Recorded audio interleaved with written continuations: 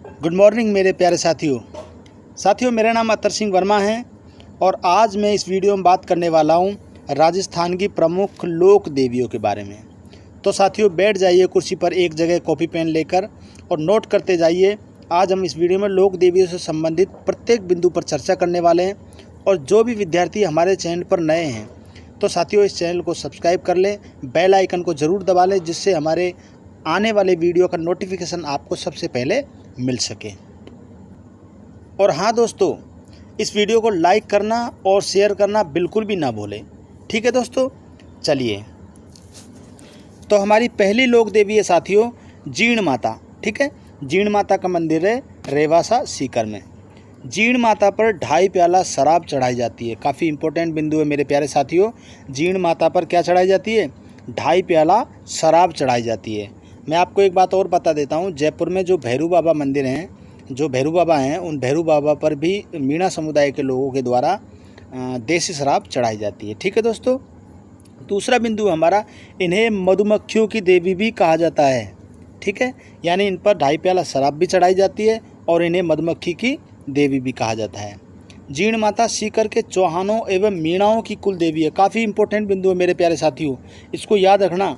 जो जीण माता है जिनका मंदिर रेवासा सीकर में है, ये मतलब सीकर के चौहानों की और सीकर के मीणाओं की कुल देवी है। ठीक है मेरे प्यारे साथियों, क्या है? कुल देवी है। जीण माता का लोकगीत राजस्थान का सबसे, एक सेकंड में इसको मिटा देता हूँ मेरे प्यारे साथियों। जीण माता का लोकगीत राजस्थान का सबसे लंबा लोकगीत है। जैसे अपने साथियों फड़ों के बारे में हम पढ़ते हैं तो सबसे बड़ी और सबसे लंबी फड़ किसकी है? तो साथियों वो देवनारायण जी की जो फड़ है वो सबसे लंबी है। ठीक है, और हम लोक देवियों की बात करें तो मेरे प्यारे साथियों जो जीण माता है, उन जीण माता का जो लोकगीत है वो राजस्थान के जितने भी लोकगीत हैं उनमें सबसे लंबा लोकगीत है। ठीक है, और इनके लोकगीत को क्या कहा जाता है? तो मेरे प्यारे साथियों चिरजा कहा जाता है। आप ये याद रखना कि इनका जो सबसे लंबा लोकगीत है उसको क्या कहा जाता है? चिरजा कहा जाता है। अगला पॉइंट है साथियों, जीण के भाई हर्ष को भैरव के रूप में पूजा जाता है। ठीक है, जो जीण के भाई थे उनका नाम था हर्ष और उनके भाई को भैरव के रूप में पूजा जाता है। अब जीण शब्द ये जो मैं बार बार ले रहा हूँ, आप जो पढ़ रहे हैं जीण शब्द, इस जीण शब्द का मतलब क्या है? तो साथियों इस जीण शब्द का शाब्दिक अर्थ होता है एकांत या निर्जन। ठीक है दोस्तों, जीण शब्द का शाब्दिक अर्थ क्या होता है? एकांत या निर्जन, यानी सॉलिट्यूड प्लेस जो होता है उसे बोलते हैं जीण। ठीक है, मंदिर का निर्माण 8वीं सदी में राजा हट्टड़ के द्वारा या हंट के द्वारा किया गया। ठीक है, यानी राजा हट्टड़ या हंड एक ही बात है। तो इनके द्वारा जीण माता का मंदिर जो है उनका निर्माण किया गया। लेखक जयसिंह नीरज के अनुसार जीण माता के मंदिर का निर्माण 1121 से लेकर 1129 ईस्वी के मध्य में बताया गया। ठीक है, जो हमारे लेखक हुए हैं, काफ़ी महत्वपूर्ण लेखक हैं जयसिंह नीरज, उन जयसिंह नीरज के अनुसार जीण माता के मंदिर का जो निर्माण है वो साथियों 1121 से लेकर 1129 के मध्य बताया गया है। ठीक है साथियों, चलिए आगे चलते हैं। अब बात करते हैं दोस्तों करणी माता के बारे में। हमारी दूसरी लोक देवी है करणी माता।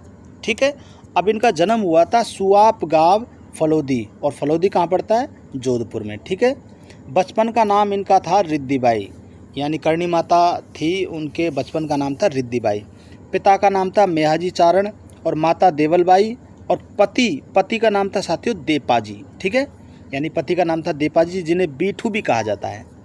करणी माता ने अपने पति की शादी अपनी बहन गुलाब कवरी से करवा दी थी। देखिए दोस्तों, करणी माता जी को शादी ब्याह में कोई इंटरेस्ट नहीं था, वो सादा जीवन जीना चाहती थी और वो इसके खिलाफ भी थी, लेकिन उनकी शादी कर दी गई देपाजी के साथ में, लेकिन वो इस शादी वैवाहिक जीवन से खुश नहीं थी। तो करणी माता ने अपने पति की शादी अपनी बहन गुलाब कवरी से करवा दी। आपको इतना याद रखना साथियों, जो करणी माता की बहन का नाम था गुलाब कवरी, और गुलाब कवरी का जो विवाह है उनका विवाह अपने खुद के पति से देपाजी से ही करवा दिया था। ठीक है, और उनके बाद उनका जो पुत्र हुआ जिसका नाम था लाखन। ठीक है साथियों, उस लाखन को करणी माता ने गोद ले लिया। कहानी समझ में आई मेरे प्यारे साथियों? मैं फिर से दोहरा देता हूँ। करणी माता थी, उनके पति का नाम था देपाजी। ठीक है, और करणी माता को वैवाहिक जीवन से कोई लेना देना नहीं था, इंटरेस्टेड नहीं थी वो, इसलिए अपने पति देपाजी की शादी उन्होंने अपनी बहन गुलाब कवरी से करवा दी और उनसे जो पुत्र उत्पन्न हुआ उसको करणी माता ने गोद ले लिया। ठीक है मेरे प्यारे साथियों, मैं आपको यहाँ पे बता देता हूँ, करणी माता को करणी नाम किसने दिया, तो वो उनकी भुआ थी, उन भुआ ने नाम दिया था। आगे मेंशन कर दिया साथियों, बने रहिए। लाखन की मृत्यु की वजह से करणी माता एवं यमराज में विवाद हुआ था। कौन लाखन? जो उनकी बहन गुलाब कबरी और उनके पति देपाजी की जो संतान थी लाखन, जिन्होंने करणी माता ने गोद लिया था, उनकी मृत्यु हो गई थी मेरे प्यारे साथियों। तो मृत्यु के बाद करणी माता का जो विवाद हुआ था, वाद विवाद हुआ था, वो यमराज से हुआ था। यमराज जब लाखन को लेने आए थे तो उनके बीच में वाद विवाद हुआ था। ठीक है। करणी माता के मंदिर की बात की जाए तो साथियों, करणी माता का मंदिर है देशनोक बीकानेर में। ठीक है, काफ़ी इंपॉर्टेंट पॉइंट है दोस्तों, एग्जाम की दृष्टि से भी काफ़ी इंपॉर्टेंट पॉइंट है। और ये पूछा जाता है अक्सर कि करणी माता का मंदिर कहाँ है, तो साथियों देशनोक में है। और देशनोक कहाँ पड़ता है? बीकानेर में। और मंदिर के पुजारी की बात करें तो मंदिर का पुजारी हमेशा चारण जाति का होता है। ठीक है, राजपूतों की एक शाखा है चारण, तो ये चारण जाति का होता है। चारण जाति रियासत काल में ये उस समय इतिहास लिखने का कार्य करते थे। ठीक है मेरे प्यारे साथियों, यानी लेखन कार्य चारण जाति के लोग ही किया करते थे। और मंदिर का पुजारी कौन होता है? करणी माता के मंदिर का पुजारी वो चारण जाति का व्यक्ति होता है। ठीक है दोस्तों, अब इनके उपनाम की बात की जाए तो साथियों, इन्हें चूहों की देवी कहा जाता है। और आगे देखो, इनको चूहों की देवी, रूमाली देवी और भी कहा जाता है। देखो, चूहों की देवी, इसके बाद आपको चरणों की देवी नहीं है मेरे प्यारे साथियों, ये चारणों की देवी है। ठीक है, चारणों की, यानी जो चारण जाति होती है ना, वो चारणों की देवी कहा जाता है। इन्हें चूहों की देवी कहा जाता है। जोग माया, डोकरी, योग माया, ठीक है, ये इनके उपनाम है करणी माता के। और मंदिर में लगभग 20,000 चूहे हैं। देखियो साथियों, कितनी गजब की बात है।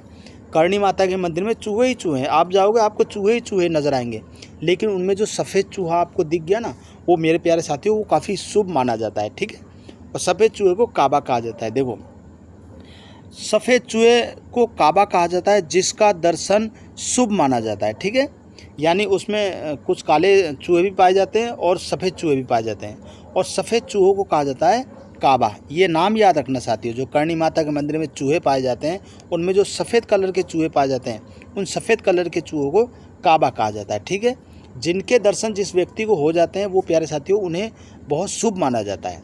ठीक है, करणी माता के प्रतीक चिन्ह की बात करें तो करणी माता का प्रतीक चिन्ह साथियों सफ़ेद चील। ठीक है, मंदिर के मुख्य दरवाजे के बाहर दशरथ ग्वाले का चबूतरा बना हुआ है। साथियों याद रखना, काफ़ी इंपॉर्टेंट पॉइंट है कि जो मंदिर का मुख्य द्वार है, उस मुख्य द्वार के बाहर किसका चबूतरा बना हुआ है? दशरथ ग्वाले का चबूतरा बना हुआ है। ठीक है, चलिए, करणी माता के मंदिर में सावन भादो के नाम से 2 कढ़ाइयाँ रखी हुई हैं। 2 कढ़ाइयाँ हैं, बड़ी बड़ी कढ़ाइयाँ दोस्तों, जिनमें खाना बनाया जाता था। वो 2 कढ़ाइयाँ हैं और उन 2 कढ़ाइयों के नाम हैं उनके। ठीक है, क्या नाम है? सावन भादो। जैसे आप मेहरानगढ़ दुर्ग में चले जाओगे तो वहाँ पे तोपें रखी, उन तोपों के भी नाम है मेरे प्यारे साथियों। ठीक है, जैसे आपको शंभू बाण और ये मैंने पढ़ाया था जब चित्तौड़ के, मतलब जब किलो का टॉपिक मैंने पढ़ाया था तो मेहरानगढ़ दुर्ग पढ़ाया था। मेहरानगढ़ दुर्ग में तेरे नाम पिक्चर की, जो सलमान खान की पिक्चर थी तेरे नाम, उस पिक्चर की शूटिंग हुई है उसमें काफ़ी सारी। तो उसमें जो तोपें रखी हुई हैं उन तोपों के नाम है दोस्तों। ठीक है, शंभू बाण, भैरवी और ऐसे कुछ कई नाम हैं। तो उसी प्रकार करणी माता में जो खाना बनाया जाता था वो 2 कढ़ाइयाँ वहाँ पर रखी हुई हैं और उन 2 कढ़ाइयों के नाम है प्यारे साथियों सावन भादो। ठीक है, करणी माता बीकानेर के राठौड़ों की कुल देवी है। देखो करणी माता, अब मैंने आपको इससे पहले जीण माता बताया था। ठीक है, जीण माता सीकर के चौहानों और सीकर के मीणाओं की कुल देवी है। ठीक है, और करणी माता की बात करें तो मेरे प्यारे साथियों करणी माता चारणों की भी देवी है और ये राठौड़ों की भी कुल देवी है। ठीक है, चारणों की देवी तो इसलिए कहा जाता है क्योंकि करणी माता के मंदिर में चारण जाति का व्यक्ति जो है वो पुजारी होता है। ठीक है मेरे प्यारे साथियों, चलिए अब बात करते हैं दोस्तों कैला देवी के बारे में। ठीक है, काफ़ी प्रसिद्ध कैला देवी का मंदिर करौली में स्थित है। कैला देवी करौली के यादवों की कुल देवी है। ठीक है दोस्तों, यानी इससे पहले हमने करणी माता के बारे में पढ़ा तो करणी माता किसकी कुल देवी है? राठौड़ों की कुल देवी है। ठीक है, और यादवों की कुल देवी कौन सी है? कैला देवी। कैला देवी की आराधना में लांगुरिया गीत गाए जाते हैं।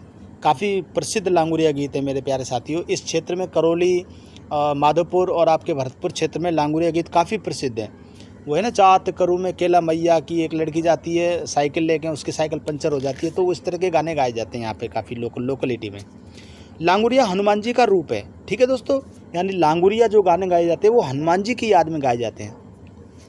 मंदिर में कैला देवी की मूर्ति की स्थापना केदार गिरी योगी द्वारा करवाई गई, ठीक है मेरे प्यारे साथियों।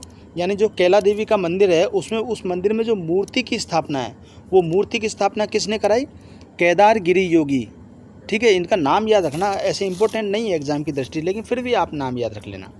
मंदिर के निर्माता हैं गोपाल सिंह यादव, यानी मंदिर का निर्माण तो गोपाल सिंह यादव ने करवाया, लेकिन जो उनके अंदर मूर्ति स्थापना की वो मेरे प्यारे साथियों केदार गिरी योगी द्वारा मूर्ति की स्थापना की गई, और मंदिर का निर्माण गोपाल सिंह यादव के द्वारा किया गया। कैला देवी मंदिर काली सिंध नदी के तट पर स्थित है, ठीक है। ये काली सिंध मत समझ लेना मेरे प्यारे साथियों, काली सिंध तो झालावाड़ में है। काली सिंध और आहू नदी के तट पर गागरोन का किला बना हुआ है, ये है काली सिंध नदी। काली सिंध नदी करौली में बहती है, ठीक है। मंदिर के मुख्य द्वार के बाहर बोहरा की छतरी स्थित है। मंदिर त्रिकूट पर्वत पर बना हुआ है, काफ़ी इंपॉर्टेंट बिंदु है साथियों, इसको याद रखना कि जो कैला देवी का मंदिर है वो किस पर बना हुआ है? त्रिकूट पर्वत पर बना हुआ है। चलिए अब बात करते हैं दोस्तों आई माता के बारे में। आई माता का मंदिर है बिलाड़ा जोधपुर में, और इनके बचपन का नाम था जीजीबाई। आई माता के मंदिर को दरगाह कहा जाता है। दरगाह जानते हो ना साथियों किसे कहा जाता है? मुस्लिम समुदाय में जो संत हुए हैं, मुस्लिम संत हुए हैं, जैसे मोइनुद्दीन चिश्ती, निज़ामुद्दीन औलिया, तो इनकी जो मज़ारें बनी हुई हैं उनको कहा जाता है साथियों दरगाह। इनकी जो मस्जिदें बनी हुई, जैसे अजमेर की दरगाह काफ़ी फेमस है, ठीक है, जो मोइनुद्दीन चिश्ती की दरगाह बनी हुई है अजमेर में, तो मोमडन्स कम्युनिटी के लोग हैं, उनके मस्जिदों को दरगाह कहा जाता है। और यहाँ पर आई माता के जो मंदिर है उनको क्या कहा जाता है?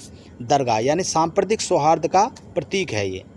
आई माता के थान को बडेर कहा जाता है, ठीक है दोस्तों, यानी आई माता के जो थान हैं उनको क्या कहा जाता है? बडेर कहा जाता है।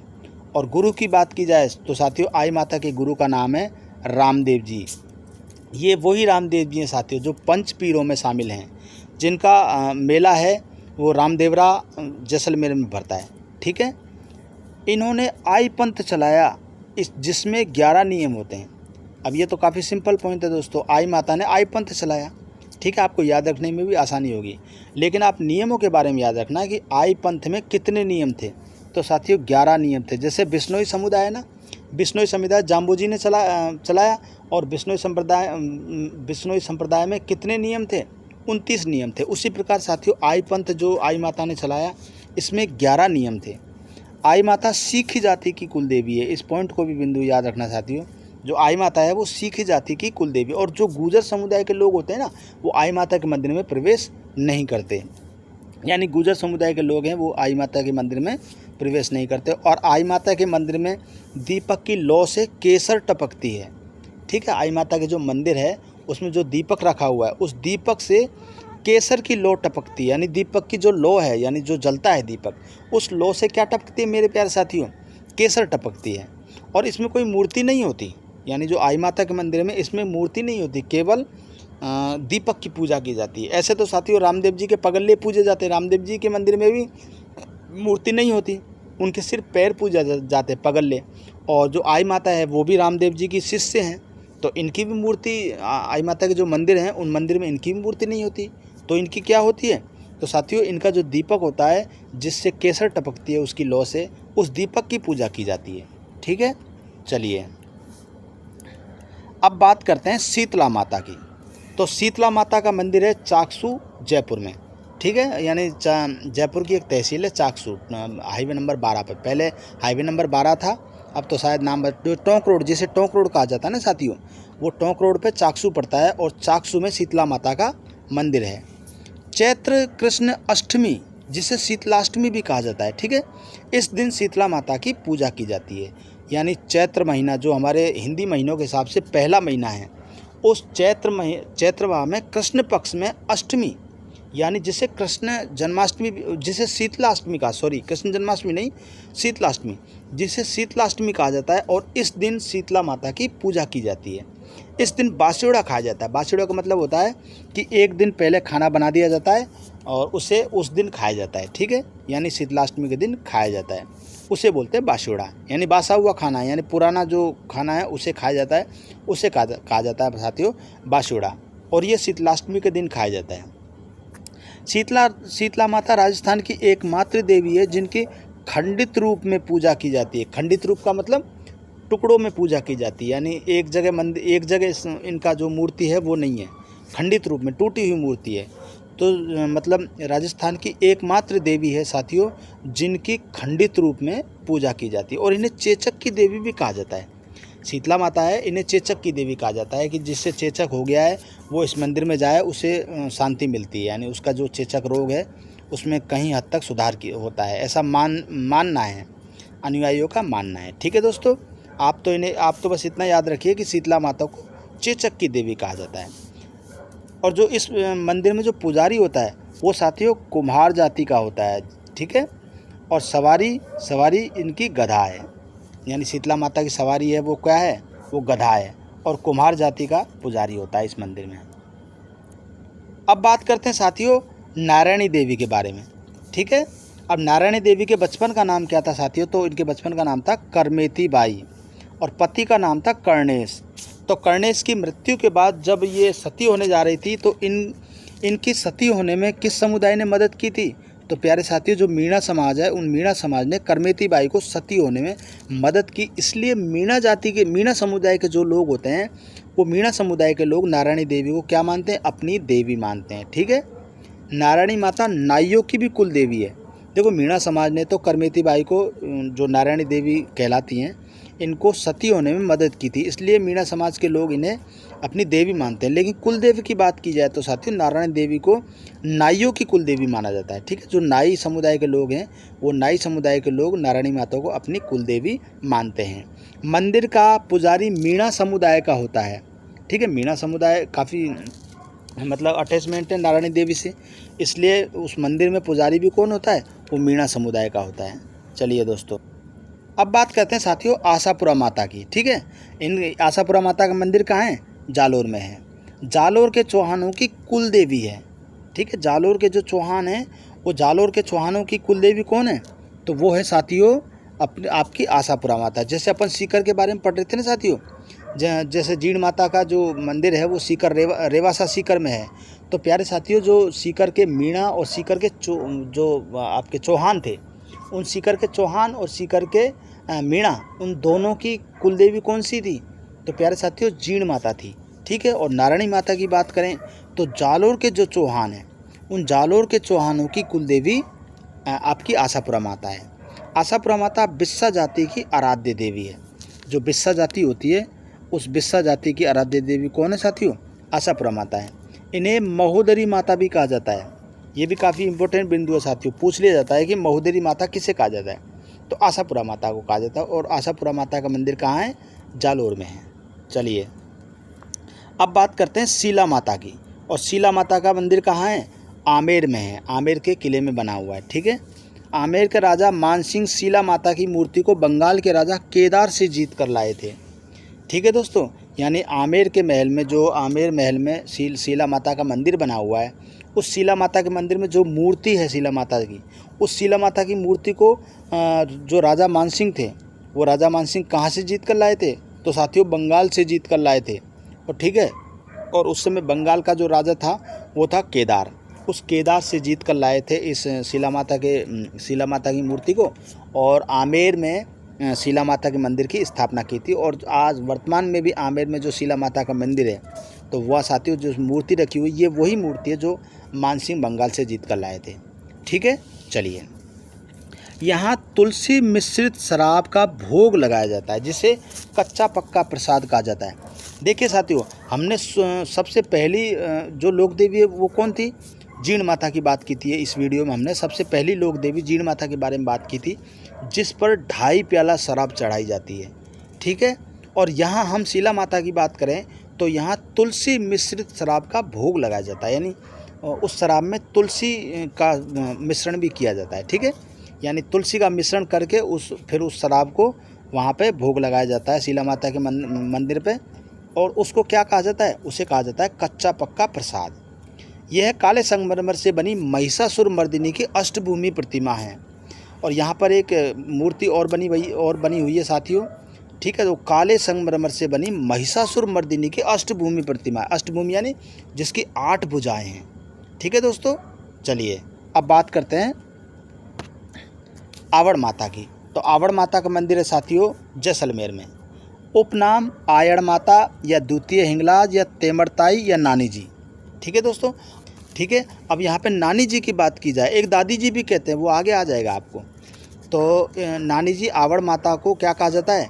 नानी जी कहा जाता है। और आवड़ माता की उपनाम है कि आयड़ माता, द्वितीय हिंगलाज माता, तेमरताई, नानी जी, ये आवड़ माता के उपनाम है।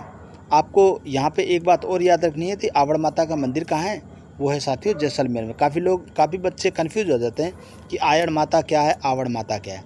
तो ये आवड़ माता के नाम है, उपनाम है। आयड़ माता, द्वितीय हिंगलाज माता, तेमरताई, नानी जी, ठीक है। अब इनके प्रतीक चिन्ह के बारे में बात करें तो साथियों सुगनचिड़ी व सोहनचिड़ी, सुगनचिड़ी या सोहनचिड़ी इनके प्रतीक चिन्ह हैं आवड़ माता के। और आवड़ माता के गीत को कहा जाता है चरजा। जो गीत शांति के समय गाए जाते हैं उन्हें सिंघाऊ कहा जाता है, यानी जो गीत है शांति के समय गाए जाते हैं उन्हें तो कहा जाता है सिंघाऊ, और विपत्ति के समय जो गीत गाए जाते हैं उन्हें कहा जाता है घाड़ाऊ। इन दोनों के बारे में याद रखना दोस्तों, आप कभी कंफ्यूज हो जाओ तो इसका कुछ अपने हिसाब से ट्रिक लगा देना। शांति से यानी शांति के समय जो गीत गाया जाता है उसे सिंघाऊ कहा जाता है, और विपत्ति के समय जो गीत गाया जाता है उसे घाड़ाऊ कहा जाता है। स्वांगिया माता भी आवड़ माता का रूप है जिसे आईनाथ माता कहा जाता है, यानी स्वांगिया माता है वो भी किसका रूप है? आवड़ माता का ही रूप है, जिसे आईनाथ माता भी कहा जाता है। आई माता अलग है और ये आईनाथ माता अलग है, ठीक है दोस्तों। चलिए अब बात करते हैं प्यारे साथियों सती माता की। सती माता का मंदिर है झुंझुनू में। इनका मूल नाम था साथियों नारायणी देवी, ठीक है। ये वो नारायणी देवी नहीं है, इससे पहले हमने नारायणी देवी के बारे में पढ़ा था साथियों, जो नाइयों की कुल देवी थी, जिनके बचपन का नाम करमेती बाई था, उनके पति का नाम था कर्णेश, ठीक है। और उनको सती होने में मीणा समुदाय के लोगों ने मदद की थी, इसलिए मीणा समुदाय के लोगों ने अपनी देवी मानते हैं। लेकिन ये सती माता अलग हैं, आप बिल्कुल कंफ्यूज मत होना मेरे प्यारे साथियों। वो सती हुई थी, उन्हें भी सती माता कहा जाता है, लेकिन ये सती माता अलग है। ये जिनका मूल नाम तो था नारायणी देवी, इनके पति का नाम था तनधन दास, ठीक है। और ये अग्रवालों की कुल देवी है। वो नारायणी माता किसकी कुल देवी थी? नाइयों की कुल देवी थी। और ये जो सती माता है जिनका मूल नाम है नारायणी देवी, और ये किसकी कुल देवी है? ये है साथियों अग्रवालों की कुल देवी है, ठीक है। इन्हें दादी जी कहा जाता है, देखिए इन्हें दादी जी कहा जाता है। और इससे पहले हमने आवड़ माता की बात की थी, और आवड़ माता को नानी जी कहा जाता है, द्वितीय हिंगलाज माता कहा जाता है, वो उनके उपनाम थे। और सती माता का उपनाम क्या है? दादी जी। और इनका मेला भरता है साथियों भाद्रपद अमावस्या को, हिंदी महीने का भाद्रपद महीना आता है, उसकी अमावस्या को सती माता का मेला भरता है। अब बात करते हैं साथियों सुगाली माता की, ठीक है। सुगाली माता का मंदिर कहाँ है? आहुआ में साथियों। और इन्हें चंपावतों की कुल देवी कहा जाता है। ये वही सुगाली माता है साथियों जो कुशाल सिंह चंपावत हुआ करते थे, जिन्होंने 1857 क्रांति में अंग्रेजों को बुरी तरह हराया था बिठौड़ा और चेलावास के युद्ध में, ठीक है मेरे प्यारे साथियों। चलिए इन्हें 10 सिर और 54 हाथ वाली देवी भी कहा जाता है। ये साथियों सिर्फ नहीं है, ये सिर है, सिर मूड़। इन्हें 10 सिर 54 हाथ वाली देवी भी कहा जाता है। किन्हें कहा जाता है? सुगाली माता को कहा जाता है। और सुगाली माता को 1857 की क्रांति की देवी भी कहा जाता है। वर्तमान में यह मूर्ति पाली के बांगड़ म्यूजियम में स्थित है, ठीक है। यानी वर्तमान में ये सुगाली माता है। इन सुगाली माता की जो मूर्ति है जो 1857 की पहले स्वतंत्रता संग्राम से संबंधित है, तो इनकी जो मूर्ति है वो बांगड़ म्यूजियम में रखी हुई है। और बांगड़ म्यूजियम कहाँ है साथियों? चलो आपको एक क्वेश्चन और याद हो गया, जो बांगड़ म्यूजियम है वो कहाँ है? वो है आपके पाली ज़िले में। चलिए दोस्तों आगे बात करते हैं, अब त्रिपुरा सुंदरी की बात करते हैं। अब ये त्रिपुरा सुंदरी जो है ये वसुंधरा राजे से बहुत फेमस है। ये वसुंधरा राजे यहाँ पे अक्सर जाया करती थी। त्रिपुरा सुंदरी का जो मंदिर है वो है तलवाड़ा बांसवाड़ा में, ठीक है। यानी बांसवाड़ा में एक जगह का नाम है तलवाड़ा, उस तलवाड़ा में त्रिपुरा सुंदरी का मंदिर है। इन्हें 18 भुजाओं वाली काले पत्थर की मूर्ति है, यानी इस मंदिर में 18 भुजाओं वाली काले पत्थर की मूर्ति स्थित है। इन्हें तुरताई माता भी कहा जाता है और वसुंधरा राज्य की आराध्य देवी है ये, इसलिए वसुंधरा राज्य का जब काल आया था उस समय साथियों वसुंधरा राज्य के समय ये अक्सर त्रिपुरा सुंदरी के मंदिर में जाया करती थी। ठीक है, यानी वहाँ के मंदिर की वसुंधरा राजे जी ने वहाँ की जो है वो पूरी लोकेशन ही बदल दी उन्होंने। चलिए दोस्तों, अब बात करते हैं नागणेची माता की। और नागणेची माता किससे संबंधित हैं? वो है साथियों जोधपुर से। ठीक है, नागणेची माता का मंदिर कहाँ है? जोधपुर में है। जोधपुर के राठौड़ों की कुलदेवी है। ठीक है, यानी जो नागणेची माता है वो जोधपुर में रहने वाले जो राठौड़ हैं उनकी कुलदेवी मानी जाती है नागणेची माता। राठौड़ शासक देवी के सम्मान में माता जी का कड़ा पहनते हैं। ठीक है, यानी जो राठौड़ शासक हुआ करते थे जोधपुर के, वो राठौड़ शासक देवी के सम्मान में यानी नागणेची माता देवी के सम्मान में क्या पहनते थे? कड़ा पहनते थे साथियों। बात करते हैं ब्रह्माणी माता की। तो ब्रह्माणी माता का मंदिर है सोरसन बारा में, यानी बारा में एक जगह का नाम है सोरसन। ठीक है, राजस्थान का एकमात्र मंदिर जहां देवी की पीठ की पूजा की जाती है। ठीक है दोस्तों, इससे पहले हमने किसकी बात की थी साथियों? आई माता की बात की थी। और आई माता किसकी शिष्या थी? वो साथियों रामदेव जी की शिष्या थी। और आई माता के किसकी पूजा की जाती थी? आई माता का जो दीपक है ना, उस दीपक की पूजा की जाती थी, उस जिस लौ से केसर टपकती थी।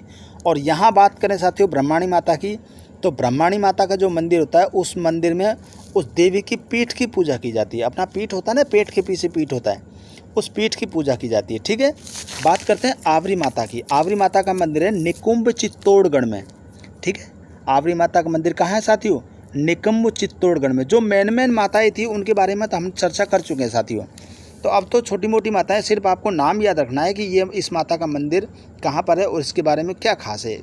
एक लाइन का वो है, आपको बस इतना याद रखना है। जगह का नाम याद रखना है कि इस मंदिर की जगह कहाँ है, मतलब कौन से ज़िले में पड़ती है, किस स्थान पर पड़ती है, बस आपको इतना याद रखना है। बात करते हैं जोगणिया माता की। तो साथियों जोगणिया माता का मंदिर है भीलवाड़ा में। ठीक है, और इच्छा पूरी होने पर इस मंदिर में मुर्गे छोड़े जाते हैं। क्या बात है, गजब की बात है मेरे प्यारे साथियों। जोगणिया माता के मंदिर जो कि भीलवाड़ा में स्थित है, जब आपकी कोई मन्नत पूरी हो जाती है तो आपको मन्नत के बाद इस मंदिर में क्या छोड़ने पड़ते हैं? वो साथियों आपको मुर्गे छोड़ने पड़ते हैं। अब वो क्या करते हैं मुर्गों का, वो एक अलग बात है। जैसे आपके करणी माता है, करणी माता के मंदिर में ढेरों सारे चूहे हैं, 20,000 चूहे हैं। इसी प्रकार जोगणिया माता के मंदिर में मुर्गे ही मुर्गे होंगे। जब किसी की पूरी इच्छा पूरी हो जाती है तो वो मुर्गे छोड़ के चला जाता होगा। अब बात करते हैं कसाला माता की। तो साथियों कसाला माता का मंदिर है बदनौर भीलवाड़ा में। ठीक है, जोगणिया माता का मंदिर भी भीलवाड़ा में है और कसाला माता का मंदिर भी भीलवाड़ा में है। और ये किस जगह पर है कसाला माता का मंदिर? ये है साथियों बदनौर में। इसका निर्माता महाराणा कुंभा है। ध्यान रखना साथियों, कसाला माता जो मंदिर है, इस मंदिर का निर्माण किसने कराया था? तो साथियों महाराणा कुंभा ने कराया था। और कुंभा की मृत्यु किसने की थी? कुंभा की हत्या किसने की थी? तो इनके पुत्र उदा ने की थी। ठीक है साथियों, जैसे पितृहंता के बारे में, पितृहंता के नाम से जाना जाता है कुंभा उसको, उदा को। बात करते हैं साथियों शाकंभरी माता की। तो शाकंभरी माता सांभर जयपुर, इसे तीर्थों की नानी कहा जाता है। ठीक है, वो नानी जी अलग हैं साथियों। जो हिंगलाज माता के आवड़ माता है ना, जिन्हें नानी जी कहा जाता है, वो नानी जी अलग हैं और इन्हें तीर्थों की नानी कहा जाता है। यानी शाकंभरी माता को क्या कहा जाता है? तीर्थों की नानी कहा जाता है। घेवर माता के बारे में बात करें साथियों, काफ़ी इंपॉर्टेंट पॉइंट है। यानी बिना पति के सती होने वाली पहली देवी थी ये घेवर माता। ठीक है, और घेवर माता का मंदिर कहाँ है? ये है साथियों राजसमंद में। ठीक है, यानी बिना पति के सती होने वाली माता थी ये घेवर माता। अब बात करते हैं राजेश्वरी माता की। तो साथियों राजेश्वरी माता का मंदिर है आपके भरतपुर में और भरतपुर के किले में है। ठीक है दोस्तों, और भरतपुर के जो जाट है ना, वो भरतपुर के जाट हैं वो राजेश्वरी माता को क्या मानते हैं? अपनी कुल देवी मानते हैं। ठीक है दोस्तों, बात करते हैं तनोट। देखो भरतपुर के जाटों के बारे में एक कहावत है कि हुई मसल मशहूर विश्व में 8 फिरंगी 9 गोरे और लड़े किले की दीवारों पर खड़े जाट के 2 छोरे। काफ़ी भव्य किला है साथियों, जिसने अपनी आन बान शान के लिए मुगलों तक की ऐस्तेशी करके पटक दी थी इन्होंने। चलिए दोस्तों, अब बात करते हैं तनोट माता की। तनोट माता का मंदिर है दोस्तों जैसलमेर में। इसे कई उपनामों से जाना जाता है, जैसे थार की वैष्णो देवी, रूमाली देवी, सैनिकों की देवी। और मंदिर के निर्माता कौन थे? तनुराव थे। ठीक है दोस्तों, मंदिर के मुख्य द्वार के बाहर भारतीय सेना का विजय स्तंभ स्थित है। साथियों मैं आपको बता देता हूँ, जब 1971 का युद्ध हुआ था पाकिस्तान के साथ में, तो साथियों उस समय पाकिस्तान की तरफ से काफ़ी गोलाबारी हुई थी। हमारे यहाँ के सारे बंकर ख़त्म हो चुके थे, लेकिन जो तनोट माता जी का मंदिर था उसको एक भी गोला छुआ तक नहीं। इसलिए तनोट माता को भारतीय सैनिकों की देवी कहा जाता है। ठीक है दोस्तों, और तनोट माता के मंदिर के बाहर क्या है, वो भारतीय सेना का विजय स्तंभ स्थित है। ठीक है दोस्तों, तनोट माता ये 2 बार लिखा गया है दोस्तों, कोई दिक्कत नहीं है। अब अपन आगे चलते हैं, बात करते हैं जोधपुर की लोक देवियों के बारे में। ठीक है, जोधपुर की लोक देवी हैं जैसे नागिन चामुंडा की सच्चाई ऊंटा पर लुटाई। ठीक है दोस्तों, अब ये ट्रिक है, इस ट्रिक के बारे में आपको याद रखना है। यानी नागणेची माता जोधपुर में है, चामुंडा माता जोधपुर में। ये चामुंडा दुखांतिका के बारे में आपने पढ़ा होगा साथी, 2008 में बड़ी खतरनाक घटना घटित हुई थी यहाँ पर। ठीक है, ये भी जोधपुर में। और सचिया माता का मंदिर भी, सचिया माता भी कहाँ किससे संबंधित है, वो जोधपुर ज़िले से संबंधित है। और आपके लुटिया माता भी जोधपुर से संबंधित है, आई माता भी जोधपुर से संबंधित है।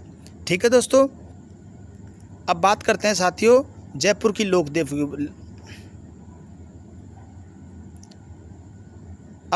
मेरे प्यारे साथियों जयपुर की लोक देवियों के बारे में। ठीक है, ट्रिक के माध्यम से अपन बात करेंगे।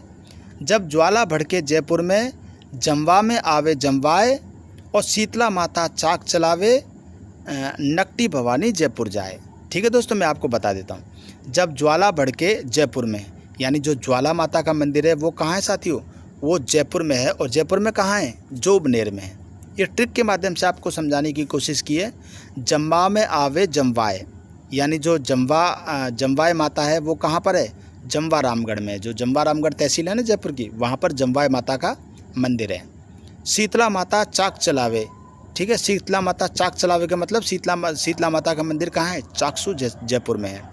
और नकटी भवानी जयपुर जाए, नकटी भवानी का मंदिर है वो है साथियों भवानीपुरा में। ठीक है, नकटी माता का जो मंदिर है वो कहाँ पर है, वो भवानीपुरा में।